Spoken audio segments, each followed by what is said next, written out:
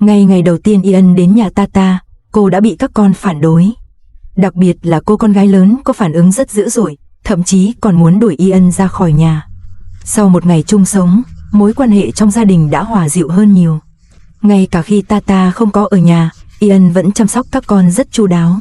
Dù đang mang thai, cô vẫn làm món nướng cho các con, rất tận tâm và chu đáo. Việc làm này của Tata cũng đã gây ra nhiều cuộc thảo luận trên mạng. Nhưng dù thế nào đi nữa, việc Tata làm cũng chỉ vì muốn tốt cho gia đình. Anh không muốn các con còn nhỏ đã mất đi tình thương của người mẹ. Hôm nay là ngày thứ 3 Ian ở trong nhà. Để nhanh chóng hòa nhập, cô không chỉ chăm sóc các con mà còn nấu ăn cho cả nhà. Sáng sớm hôm đó, Ian đã thức dậy để chuẩn bị bữa sáng cho mọi người. Dù đang mang thai, cô vẫn không nghỉ ngơi. So với trước đây, cuộc sống hiện tại trong gia đình đã tốt hơn nhiều. Cô con gái lớn cuối cùng cũng có thể vui chơi thoải mái. Tuy nhiên, đối với người mẹ mới này, từ đầu đến cuối cô bé vẫn luôn phản cảm. Đã là ngày thứ 3, nhưng cô vẫn chưa nói chuyện với Ian. Hai người không hề có sự giao tiếp nào.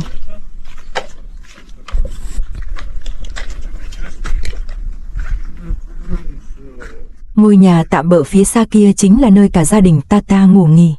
Nói là nhà nhưng thực chất chỉ là một cái lều dựng bằng ga trải giường. Thật khó tưởng tượng môi trường sống của họ lại khắc nghiệt đến vậy. Lúc này, cô con gái út đang làm nũng với cha.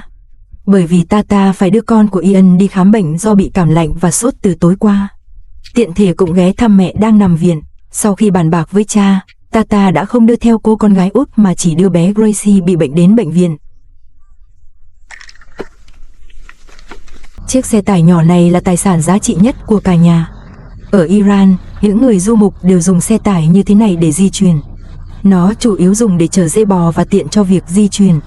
Sau khi Tata rời đi, cả 4 đứa trẻ trong nhà đều do Ian chăm sóc. Việc này cũng nhằm tăng cường mối quan hệ giữa họ, đặc biệt là với cô con gái lớn. Tata hy vọng các con có thể sớm chấp nhận Ian. Dù cả 4 đứa trẻ không phải con ruột của Ian, nhưng trong vài ngày qua, cô ấy đã thể hiện rất tốt, đặc biệt là với cậu con trai út. Từ khi Ian bước vào gia đình này, gánh nặng trên vai Tata lại càng nặng hơn. Anh phải cố gắng cải thiện cuộc sống của cả nhà, đặc biệt là vấn đề về chỗ ở. Cả gia đình sống chen chúc trong ngôi nhà đó là quá chật chội. Sau khi chơi với các con một lúc, Ian lại tiếp tục bận rộn. Trong những ngày Tata không có nhà, các con đã đói gần như không chịu nổi. Hôm nay cô muốn làm một món ngon cho cả 4 đứa trẻ, để tăng thêm tình cảm và nhanh chóng hòa nhập với đại gia đình này.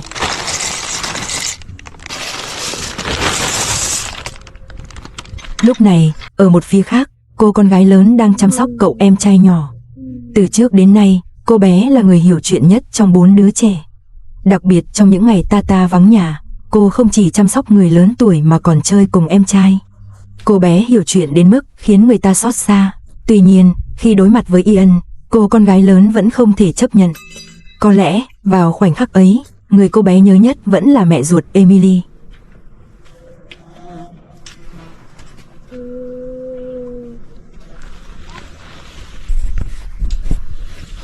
Chỉ sau vài phút, món mì Ý đã gần hoàn thành. Cách nấu của Ian khác một chút so với chúng ta. Cô trụng mì sơ trong nồi nước, sau đó đổ dầu salad vào và đảo đều. Cuối cùng mới thêm nước sốt đã chuẩn bị. Trông thì có vẻ đơn giản, nhưng mùi thơm lan tỏa khiến cô con gái út chạy đến vì tò mò. Nhìn món ăn ngon, cô bé không kiềm được mà vội vàng đưa tay lấy, như một chú mèo háu ăn vậy.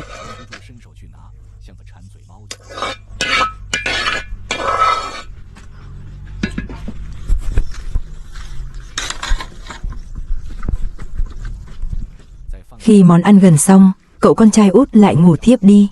Ian bế em bé đặt vào nôi. Thằng bé này thật thú vị, mỗi lần có món ngon là lại ngủ đúng lúc.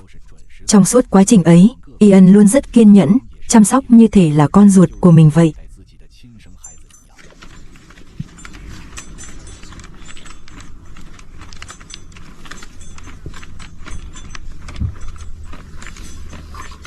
Lúc này, cô con gái lớn cũng bắt đầu bận rộn, trải tấm chăn đã chuẩn bị sẵn xuống đất.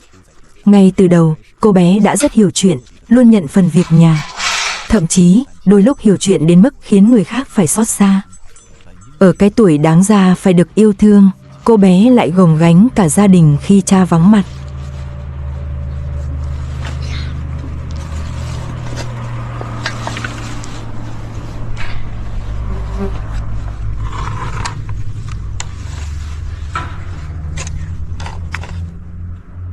Chẳng bao lâu sau, bữa ăn được chuẩn bị công phu cuối cùng cũng hoàn thành. Ba đứa trẻ háo hức ngồi xuống đất. Ian bắt đầu chia phần ăn cho các con một đĩa mì Ý đặc biệt và một chiếc bánh nướng mỏng là bữa trưa của họ. Những ai hiểu rõ ẩm thực Iran sẽ biết, bánh nướng là món không thể thiếu trong 3 bữa ăn hàng ngày, nó còn được gọi là naan. Dù không có thịt cá thịnh soạn, nhưng lũ trẻ ăn ngon lành khi quây quần bên nhau.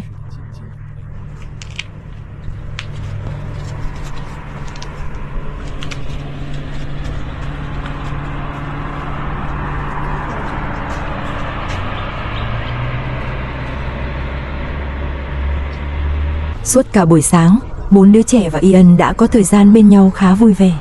Dù cô con gái lớn vẫn chưa nói chuyện với Ian, ít nhất cũng không xảy ra xung đột nữa. Mãi đến tối, Tata mới đưa Gracie về nhà. Sau khi được bác sĩ khám, cô bé không sao cả, chỉ cần uống thuốc kháng viêm. Khi thấy cha trở về, cô con gái lớn cuối cùng cũng nở một nụ cười.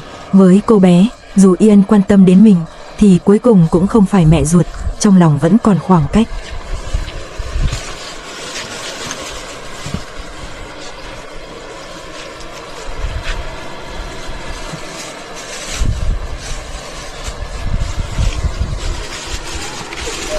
Khi Ian thấy Tata trở về, cô bắt đầu pha trà. Dù chỉ mới quen biết không lâu, nhưng từ khi bước vào ngôi nhà này, Ian luôn rất chăm chỉ, chưa bao giờ than vãn một câu nào. Trong các video trước, có cư dân mạng hỏi rằng vùng núi không có điện thì buổi tối thắp sáng thế nào. Thực tế, họ chủ yếu sử dụng năng lượng mặt trời để chiếu sáng và sạc điện thoại. Ban đêm cũng dùng đèn ga, chính là loại đèn mà video đang chỉ vào là công cụ chiếu sáng đầu tiên của họ.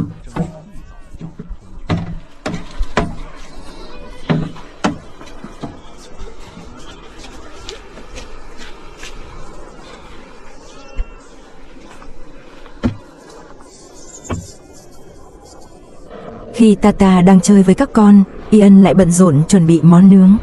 Vì Iran là quốc gia Hồi giáo, thực phẩm phần lớn là halal, thường dùng thịt bò, dê hoặc gà.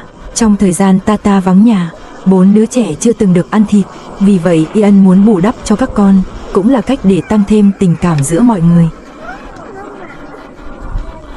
Mặc dù Ian đang mang thai, nhưng mấy ngày nay cô ấy chưa từng nghỉ ngơi.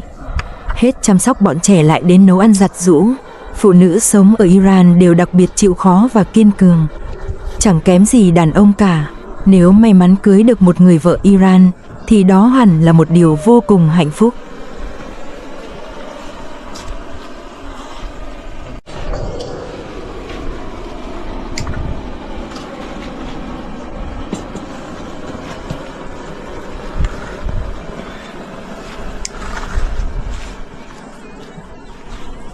Sau hơn 10 phút, những đĩa đồ nướng cuối cùng cũng đã được làm xong. Lúc này lũ trẻ không thể chờ đợi thêm mà ăn ngay. Dù không thể so sánh với đồ nướng mà chúng ta thường ăn, nhưng cả gia đình ngồi lại với nhau, trông vô cùng ấm áp. Trong suốt quá trình đó, Ian luôn tận tình giúp chăm sóc bọn trẻ. Kể từ khi Tata quay về, tiếng cười nói trong nhà cũng dần nhiều hơn. Thế nhưng ngay khi mọi người nghĩ rằng Ian đã thật sự hòa nhập vào gia đình này, thì vào ngày thứ tư, một chuyện ngoài ý muốn đã xảy ra.